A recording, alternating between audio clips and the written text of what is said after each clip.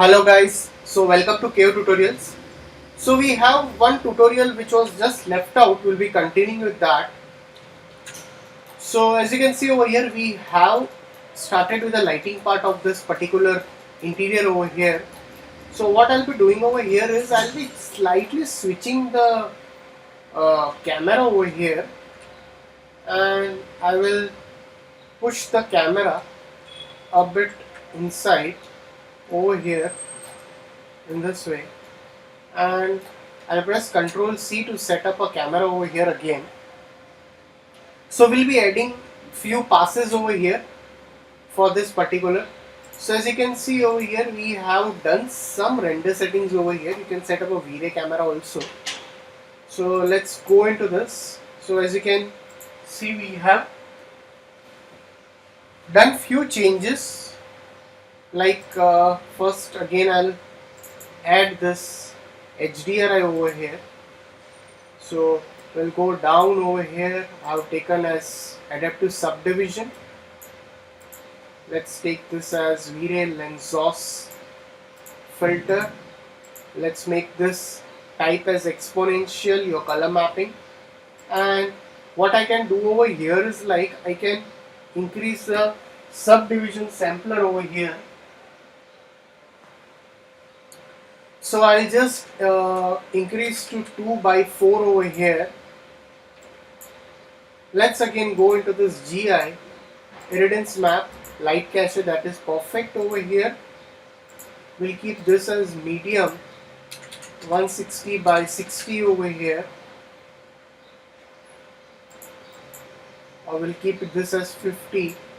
Detail enhancement, light cache, I'll increase with subdivisions. So we can go into this and let's set it to 1200 over here, and into this bucket width we can keep it to 32 over here. Now what again I will do over here is like, let's just render it. Let's render this.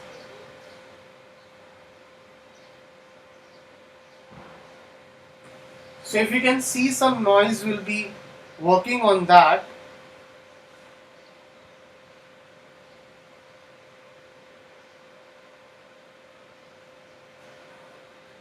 It's a lot of noise over here.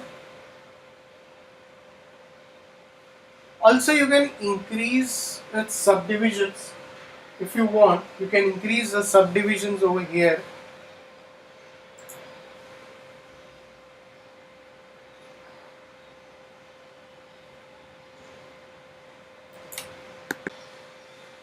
So यहाँ पे definitely render हो रहा है. कुछ और changes मुझे definitely करने हैं. सो सबसे पहले रेंडरिंग में जाता हूँ. एक बार फिर रेंडर सेटअप में जाकर V-Ray में जाता हूँ. अब यहाँ पर जाकर लोकल सब डिविजन जो आपको दिख रहा है, ये मैं अगर एक्टिवेट कर लेता हूँ और यहाँ से मैं इसका सैम्पलिंग इंक्रीज कर लेता हूँ, डेफिनेटली ये ज़्यादा टाइम जाएगा. 001 नॉइज सैंपल्स, मिनिमम सैंपल 16 रखेंगे, बेटर है यहाँ पर. इसके बाद अगर आपको टेक्सचर्स के ऊपर अभी आपको अगर वो चेकआउट करना है तो आप सैम्पलिंग इंक्रीज कर सकते हो टेक्सचर्स में भी. सो मटेरियल में जाइए सबसे पहले. बट एक चीज़ ध्यान रखिए कि अगर आप मटेरियल के सैम्पलिंग इंक्रीज करोगे तो ये रेंडर टाइम आपका इंक्रीज कर देगा. सो आप टेक्सचर्स में जा सकते हो. जैसे ही मैंने वो सब डिविजन यहाँ से एक्टिवेट कर लिया तो आप देखोगे कि आपको ये सब डिविजन्स भी डीएक्टिवेट हो जाएगा अगर मैंने यहाँ से ऑफ किया. जैसे ही ऑन करता हूँ ये सब डिविजन्स एक्टिवेट होगा. अब मैं इसके सब डिविजन्स इंक्रीज करता हूँ, 16 कर लेता हूँ. तो जो टेक्सचर्स को आपको करना है आप उसके सब डिविजन्स इंक्रीज कर सकते हो. बट सब डिविजन इंक्रीज करने से आपका रेंडर टाइम जो है वो इंक्रीज होने के चांसेस ज़्यादा है. सो मैं कुछ के मैं सब डिविजन्स जो है वो मैं इंक्रीज कर सकता हूँ.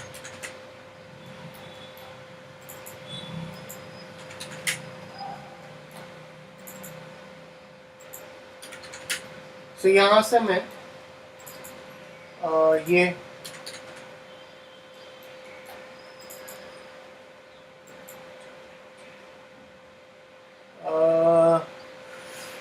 ओके इंक्रीज करते जाइए।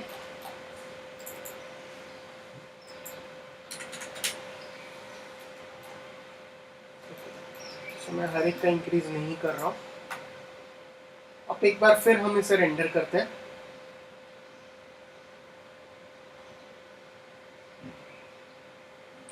अब यहाँ पर जाता हूँ, पर्सपेक्टिव में जाते हैं और डेफिनेटली हमने इसमें HDRI भी असाइन किया है। इसे सिलेक्ट करके थोड़ा सा इसका इंटेंसिटी मल्टीप्लायर 0.1 कर लेता हूँ, 0.02 कर लेता हूँ और एक बार फिर रेंडर करते इसे और एक बार इसे रेंडर करके देखते हैं। फिर मैं इसके पासेस सेटअप करता हूँ, वो भी मैं आपको बताऊंगा किस तरह से करना है। सो ये आपका रेंडर टाइम डेफिनेटली इंक्रीज होने वाला है यहाँ पर।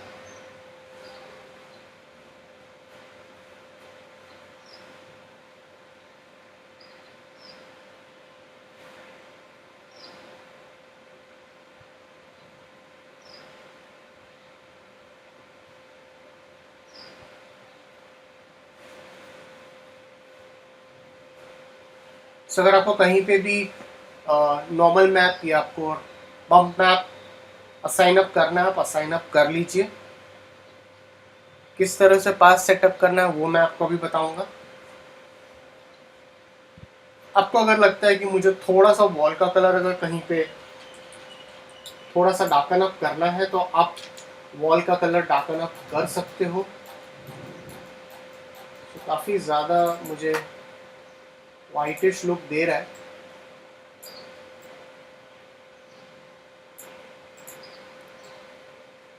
ये अब ज़्यादा रेड हो जाएगा। ये काफ़ी ज़्यादा डार्क हो गया, तो वो कलर्स आप आपके हिसाब से चॉइस अप कर लीजिए, ये आसान हो जाएगा।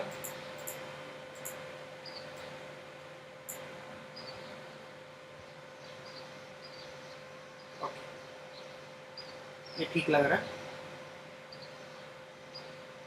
या फिर अगर आपके पास कोई टेक्सचर है, अगर आपको लगता है मुझे कोई वॉल टेक्सचर देना है तो मैं वो वॉल टेक्सचर भी असाइन अप कर सकता हूँ।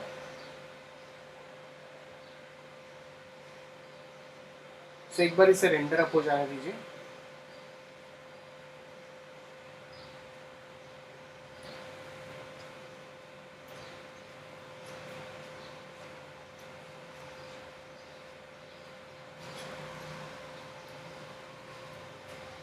सो अगर आप देखोगे मैंने एक मेन सोर्स जो यूज़ किया वो है आपका सन, यहाँ पर वीरे सन यूज़ किया है और यहाँ पर मैंने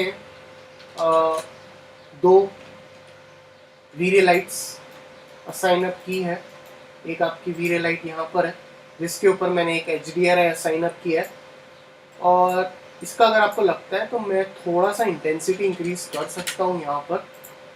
और एक मैंने वीरे लाइट जो है वो एक यहाँ से असाइन की है, इसकी इंटेंसिटी मैंने कम की है।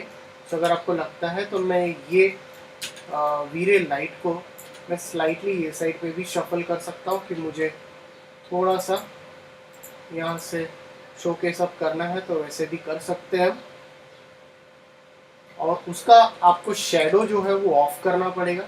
तो अगर आपने इसका शेडो ऑन करके रखा है तो इसके अंदर भी आप इसको यूज टेक्सचर ऑफ कर लीजिए और ऑप्शन में जाके इसका कास्ट शेडो जो है ये वाली सेकंड लाइट का कास्ट शेडो ऑफ कर लीजिए। इसका कास्ट शेडो ऑन रहेगा और रेजोल्यूशन मैंने इंक्रीज करके रखा है, टेक्सचर रेजोल्यूशन। और एक बार फिर रेंडर करते हैं।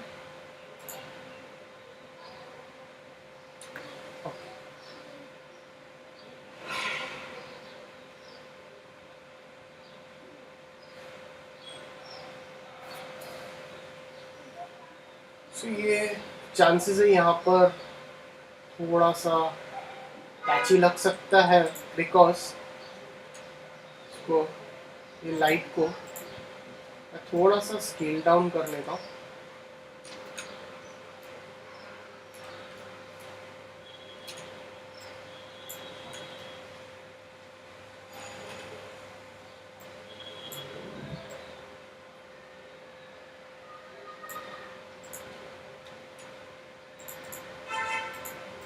सो रेंडर करते एक बार फिर से।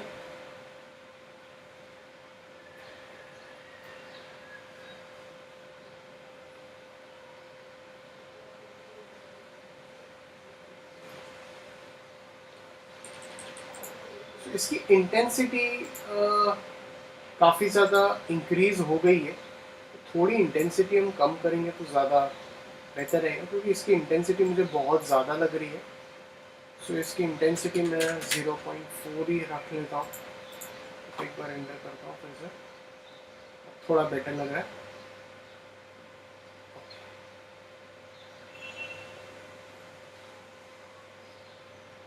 सो मेन आपकी जो सोर्स है, सोर्स लाइट है, उसकी लाइट ज़्यादा आपको लगनी चाहिए यहाँ पर।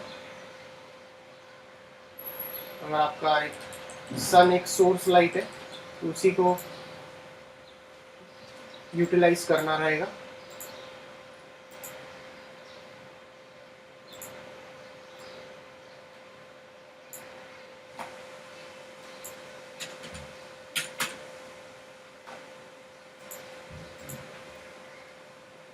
तो कभी ऐसा होता है कि वॉल का कलर और आपकी जो लाइट का कलर अगर वो ज़्यादा सेम होता है तो ज़्यादा लाइट ब्लीड होती है या फिर रिफ्लेक्ट ज़्यादा होती है।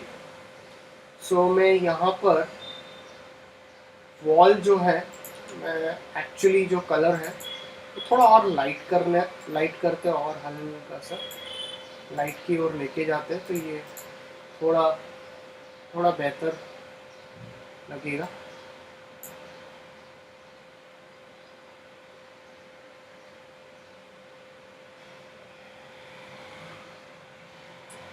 ये आपको लगता है कि वो पहले जो कलर था वही बेटर है तो आप वही बेटर रख लीजिए।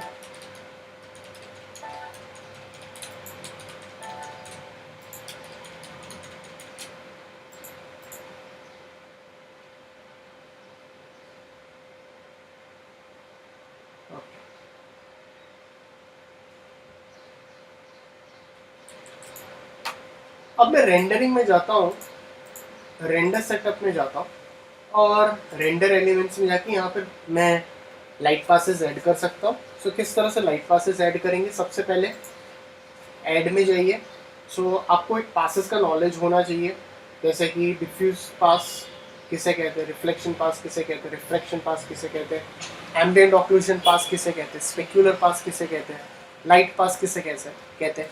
तो वो सारी चीज़ें आपको एक सेंस होना चाहिए लाइट पासेस का। सो मैं यहाँ पर फ़िलहाल के लिए मैं कुछ पासेस ऐड कर रहा हूँ। सो एक डिफ्यूज फिल्टर ऐड कर रहा हूँ, ग्लोबल इल्यूमिनेशन ऐड कर रहा हूँ, इल्यूमिनेंस ऐड कर रहा हूँ। इसके बाद वीरे लाइटिंग ऐड करूँगा, मैं ऑक्लूजन पास अलग से निकालूंगा, वीरे रिफ्लेक्शन, वीरे रिफ्रैक्शन, वीरे शैडोज, सेल्फ इल्यूमिनेशन रहेगा तो आप दे सकते हो, स्पेक्युलर, जी डेप्थ। और इतने पासेस मैंने अभी फ़िलहाल ऐड कर लिए। जैसे मैंने पासेस यहाँ से ऐड कर लिए, अब मैं यहाँ से जैसे ही रेंडर करता हूँ तो ये आपका रेंडर होगा और आप जैसे ही यहाँ पे जाएंगे तो आपको ये सारे पासेस यहाँ पे विजिबल हो जाएंगे। तो पहले आप एक बार पूरा रेंडर कर लीजिए, फिर रेंडर करोगे तो आपको ये सारे एलिमेंट जो सीन के अंदर है वो सेपरेटली रेंडर होंगे। फिर इसको हम लोग कोई भी कंपोजिट एप्लीकेशन में लेके जा सकते हैं। अगर ये आपका स्टैटिक है तो आप इसको फोटोशॉप में लेके जाके कंपाइल कर सकते हो सारे पासेस को ब्लेंडिंग मोड का यूज़ करके, वो मैं आपको बताऊंगा। या फिर अगर आपको कैमरा एनिमेशन या वीडियो है तो आप इसको इधर आफ्टर इफेक्ट्स में लेके जा सकते हो या फिर आप न्यूक में या फ्यूजन में लेके जाके आप उसको कंपोजिट कर सकते हो पासेस को। तो ये पैरामीटर्स आपका यहाँ पे यूज़ होगा। सो फिलहाल मैं यहाँ पर एक रेंडर कर लेता हूँ, ये आपको रेंडर फाइल में यहाँ पे बता देता हूँ। यहाँ पर जैसे मैंने पासेस ऐड कर लिए, मैं आपको आइडिया देता हूँ। ये देखो, ये आपका अगर एक डिफ्यूज पास, डिफ्यूज फिल्टर, ग्लोबल, इसको एक बार रेंडर होने दीजिए। फिर ये आपको हर एक पास प्रॉपरली यहाँ पर आपको वो दिखेगा।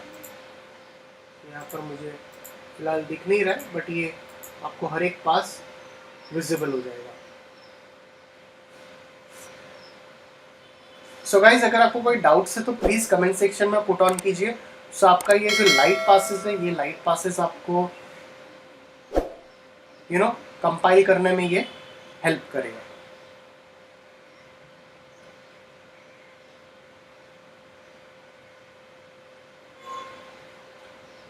So thanks for watching this tutorial.